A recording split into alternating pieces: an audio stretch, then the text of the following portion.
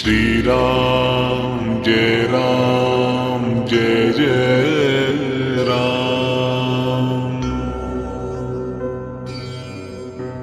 श्री राम जय राम जय जय राम। श्री राम जय राम जय जय राम।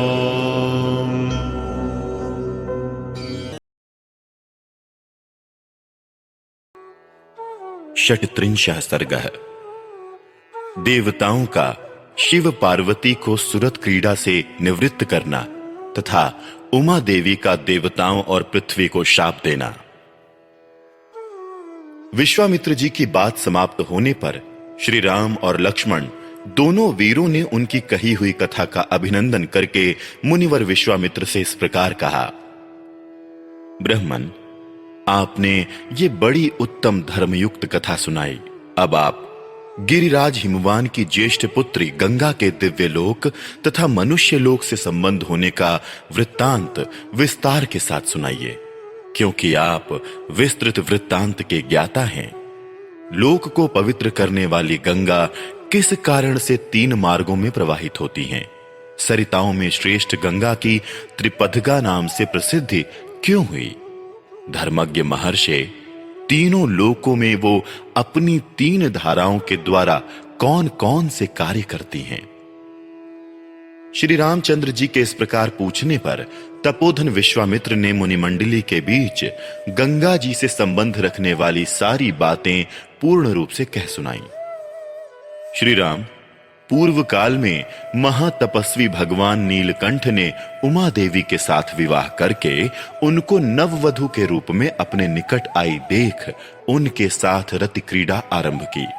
परम बुद्धिमान महान देवता भगवान नीलकंठ के उमा देवी के साथ क्रीड़ा विहार करते 100 दिव्य वर्ष बीत गए।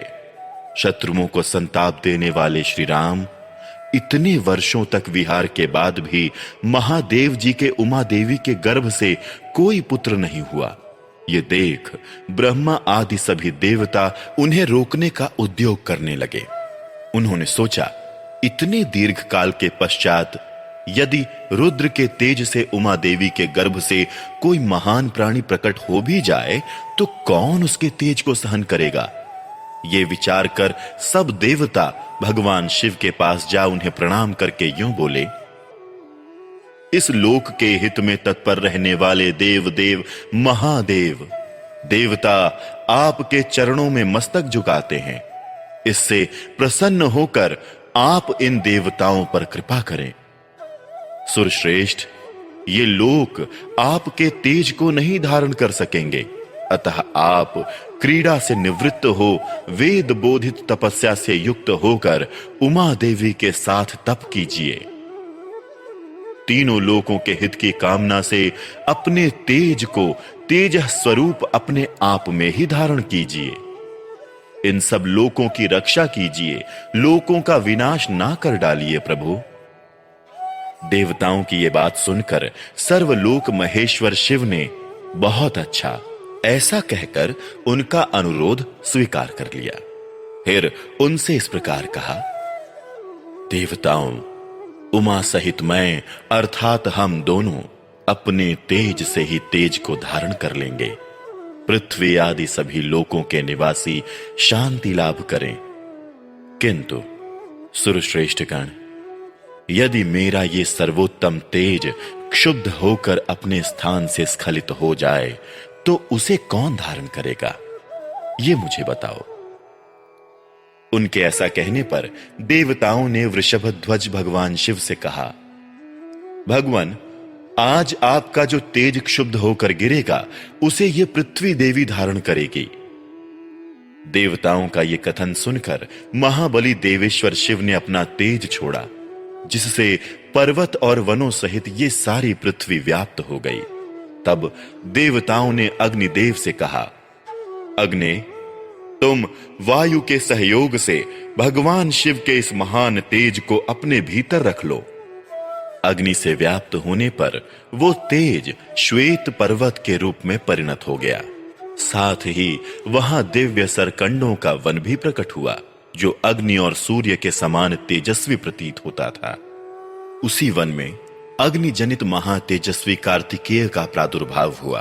तदनंतर ऋषियों सहित देवताओं ने अत्यंत प्रसन्न चित्त होकर देवी उमा और भगवान शिव का बड़े भक्ति भाव से पूजन किया।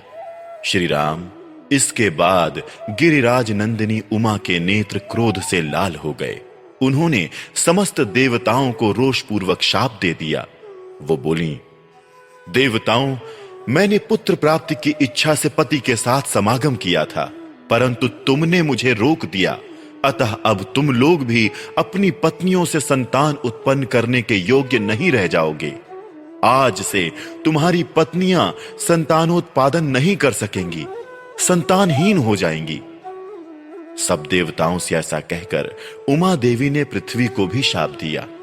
भूमे, तेरा एक रूप नहीं रह जाएगा, तू बहुतों की भार्या होगी। खोटी बुद्धि वाली पृथ्वी, तू चाहती थी कि मेरे पुत्र ना हो, अतः मेरे क्रोध से कलुषित होकर तू भी पुत्र जनित सुख या प्रसन्नता का अनुभव ना कर सकेगी। उन सब देवताओं को उमा देवी के शाप से पीड़ित देख देवेश्वर भगवान शिव ने उस समय पश्चिम दिशा की ओर प्रस्थान किया। वहां से जाकर हिमालय पर्वत के उत्तर भाग में उसी के एक शिखर पर उमा देवी के साथ भगवान महेश्वर तप करने लगे। लक्ष्मण सहित श्री राम, ये मैंने तुम्हें गिरिराज हिमवान की छोटी पुत्री उमा देवी का विस्तृत वृत्तांत बताया है। अब मुझसे गंगा के प्रादुर्भाव की कथा सुनो। इस प्रकार श्री वाल्मीकि निर्मित आर्ष रामायण आदि काव्य के बालकांड में 36वां सर्ग पूरा हुआ।